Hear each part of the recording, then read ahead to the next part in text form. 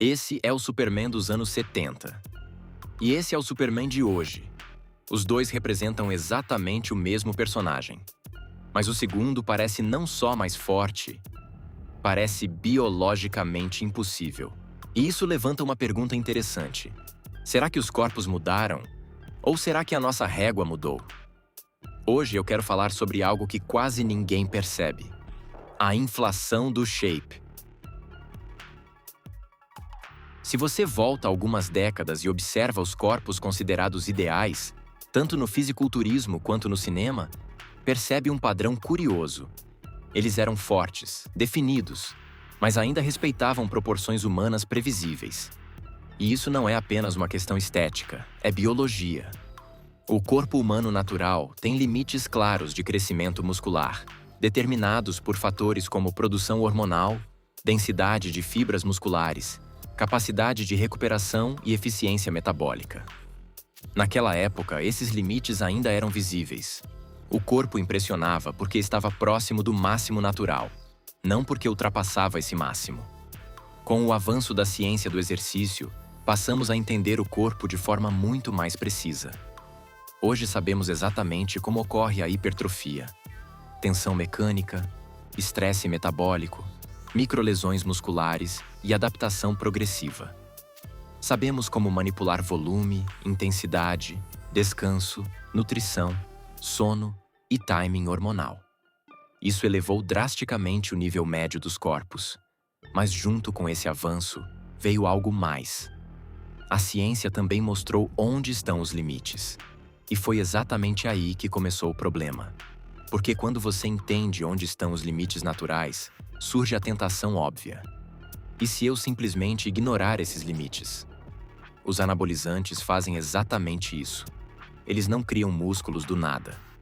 O que fazem é alterar o ambiente hormonal do corpo, principalmente os níveis de testosterona e seus derivados, permitindo uma taxa de síntese proteica impossível em condições naturais. E isso muda tudo.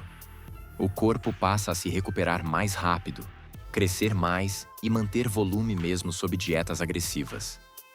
Mas o problema não está apenas no uso, está no efeito cultural desse uso. Porque esses corpos começam a circular como referência. E aqui entra um ponto psicológico importante. O cérebro humano não é bom em interpretar contexto. Ele é excelente em reconhecer padrões visuais. Quando você vê repetidamente corpos fora da curva, o cérebro registra aquilo como normalidade estatística. Isso afeta a autoestima, percepção corporal e cria expectativas irreais. Não é falta de força de vontade. É neurociência. O ambiente molda a nossa referência interna. E é aqui que entra o conceito de inflação do shape. Assim como na economia, quando há excesso de moeda, o valor relativo cai. Com o corpo acontece algo semelhante. Quanto mais corpos extremos aparecem, menos impacto eles causam. O shape que antes representava excelência vira apenas mediano. E o indivíduo entra numa corrida sem linha de chegada. A vigorexia, por exemplo, não é um transtorno sobre músculos, é um transtorno de percepção. A pessoa cresce, mas o cérebro não atualiza a própria autoimagem. Isso acontece porque a referência externa continua se deslocando. Não importa o quanto você evolua, sempre haverá alguém maior no seu campo visual. E o espelho começa a mentir. Até o Superman entra nessa discussão. O Superman não ficou maior porque os roteiristas simplesmente decidiram exagerar no visual. A força dele nunca teve relação com o tamanho dos músculos. Sempre veio da genética kryptoniana. Sob o sol amarelo da Terra, suas células funcionam de forma diferente, absorvendo energia e operando em outro nível. Se a força do Superman viesse de músculo, bastaria treinar pesado, e nesse caso, os maiores bodybuilders do mundo seriam praticamente Supermans. Mas a gente sabe que não é assim. Então, por que ele ficou cada vez mais musculoso nas versões recentes? Porque nós começamos a associar poder a exagero. A força deixou de ser algo implícito e passou a precisar ser exibida. O músculo virou símbolo de dominância.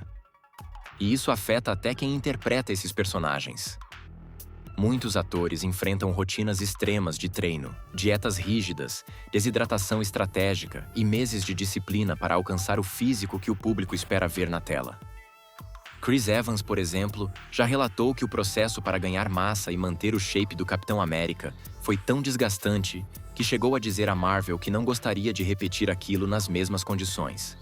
Ou seja, até no mundo real, o corpo do herói muitas vezes exige sacrifícios que pouco têm a ver com saúde e muito têm a ver com aparência. Não para explicar de onde vem o poder, mas para convencer você de que ele é superior. E talvez isso diga mais sobre a nossa cultura do que sobre o próprio Superman. Porque talvez o problema não seja querer evoluir o corpo. Talvez o problema seja viver perseguindo um padrão que nunca foi humano. A pergunta não é como ficar maior. A pergunta é: em que momento isso deixou de ser saúde e virou comparação? Porque pensar sobre isso também é treinar a mente.